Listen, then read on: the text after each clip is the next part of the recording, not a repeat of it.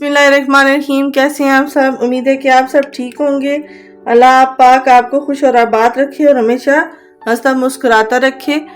आज मैं बनाने जा रही हूँ माश की दाल की रेसिपी और बहुत ही यूनिक सी ज़बरदस्त सी रेसिपी तैयार होने वाली है।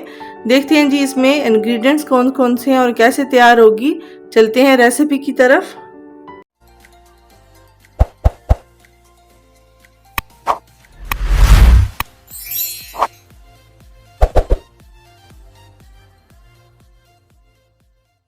आज मैं बना रही हूँ माश की दाल, जिसके लिए मैं कुकर में डालने लगी हूँ 4 से 5 टेबल स्पून कुकिंग ऑयल। इसमें मैं अब डालूंगी, मैंने ये प्याज चॉप करके रखे हुए हैं, 2 दरमियाने साइज के, बिल्कुल फाइनली चॉप मैंने की है। ये मैं इसमें ऐड कर लूंगी। इन प्याज़ों को मैं इतना फ्राई करूंगी कि इनका कलर चेंज हो जाए, हल्का लाइट कलर इनके ऊपर आ जाए। प्याज़ों पे बस इतना कलर आ जाएगा जब, तो अब मैं इसमें टमाटर ऐड करने लगी हूँ। टमाटर मैंने एक दरमियाने साइज का लेके बिल्कुल बारीक चॉप कर लिए। टमाटर को प्याज के साथ अच्छी तरह फ्राई कर लेना है ताकि टमाटर का कच्चापन ख़त्म हो जाए। टमाटर फ्राई हो चुका है। अब मैं इसमें स्पाइसेस ऐड करने लगी हूँ। 1/2 टीस्पून मैं हल्दी पाउडर इसमें डाल रही हूँ। 1 टीस्पून इसमें रेड चिली पाउडर डाल रही हूँ। 1 टीस्पून इसमें मैं सॉल्ट ऐड कर रही हूँ। अब मसाले को मैंने भून लेना है और हल्का सा मैं इसको पानी लगा दूंगी ताकि मसाला जले ना। इसमें ऐड मैं कर रही हूँ 1 टीस्पून रेड चिली फ्लेक्स।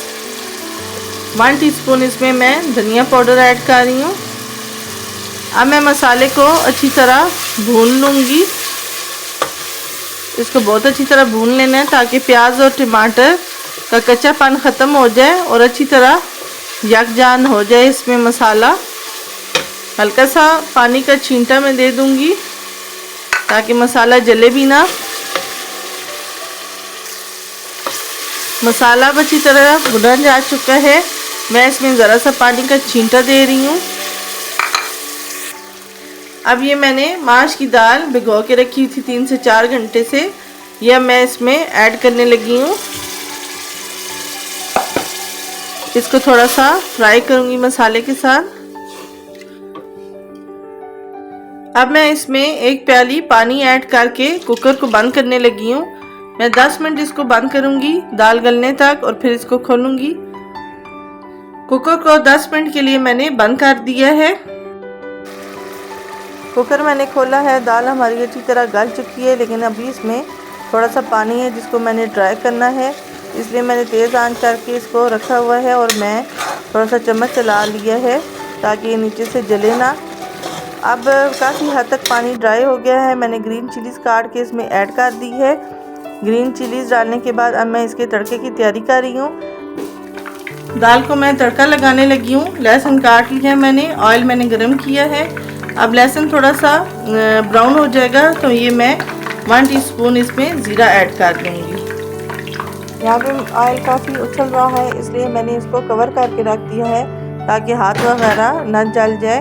अब लहसुन जो है हमारा डार्क हो गया है और अब मैं इस कवर को हटा के इसमें ज़ीरा शामिल करने लगी हूँ। लहसुन ब्राउन हो चुका है, इसमें मैं अब ज़ीरा ऐड कर रही हूँ। हल्का सा ज़ीरे को कलर देना है और फिर ये तड़का मैं दाल में शामिल कर रही हूँ।